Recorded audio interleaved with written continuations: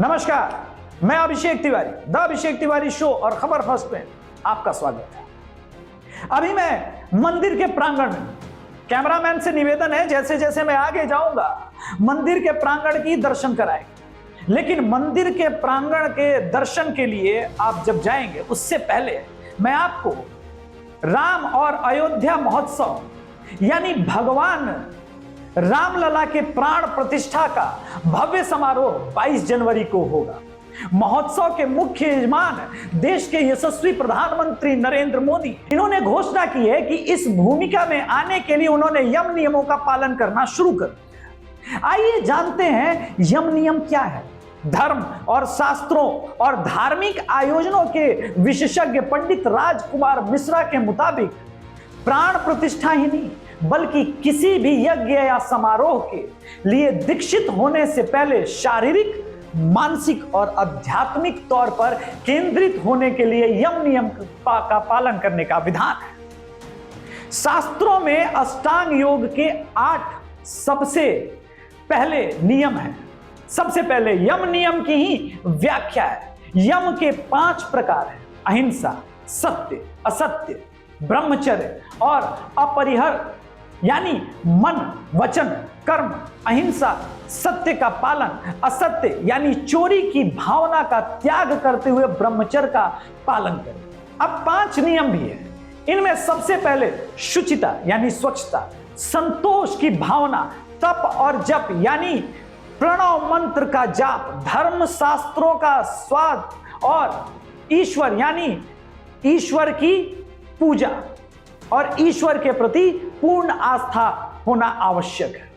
आत्म संयम के इन चरणों के पड़ाव को पार कर व्यक्ति दीक्षित होने का या यजमान बनकर यज्ञ या अनुष्ठान करने का शास्त्रीय तौर पर अधिकारी हो जाता है।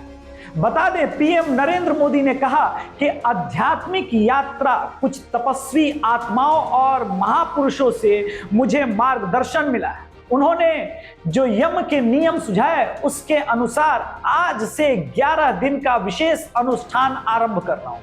इस पवित्र अवसर पर मैं परमात्मा के श्री चरणों में प्रार्थना करता हूं, ऋषि मुनियों तपस्वियों का पुण्य का स्मरण करता हूं और जनता जनार्दन जो ईश्वर का रूप है उससे प्रार्थना करता हूं आप मुझे आशीर्वाद दे ताकि मन से, वचन से, कर्म से मेरी तरफ से कोई कमी न रहे।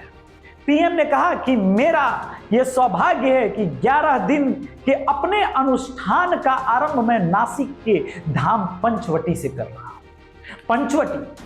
पंचवटी वो पावन धारा है जहां प्रभु श्री राम ने काफी समय व्यतीत। आज मेरे लिए सुखद संयोग ये भी है कि आज स्वामी विवेकानंद जी की जयंती। ये विवेकानंद जी ही थे जिन्होंने हजारों वर्षों से आक्रांतिक भारत की आत्मा को झकझोरा। अब भारत की आत्मा को तो स्वामी विवेकानंद जी ने झकझोर दिया, किंतु क्या जब 22 जनवरी को भारत का प्रधानमंत्री अयोध्या की पावन भूमि पे रामलला की प्राण प्रतिष्ठा में होंगे, तब भारत और भारतीयों की अंतरात्मा को झकझोर पाएंगे। ये मैं इसलिए कह रहा हूं क्योंकि आज भी कुछ लोग हैं जिनके सीने पे प्रभु श्री रामलला का जो मंदिर का प्राण प्रतिष्ठा है ये सांप लौटने जैसा है। और क्या इनकी आत्माओं की शुद्धि हम कर पाएंगे? मैं भगवान श्री राम से प्रार्थना करता हूं हर एक भारतवासी के मन में वो शुद्धि लेकर आए, क्योंकि ये महिमा प्रभु श्री राम ही कर सकते हैं हमारे।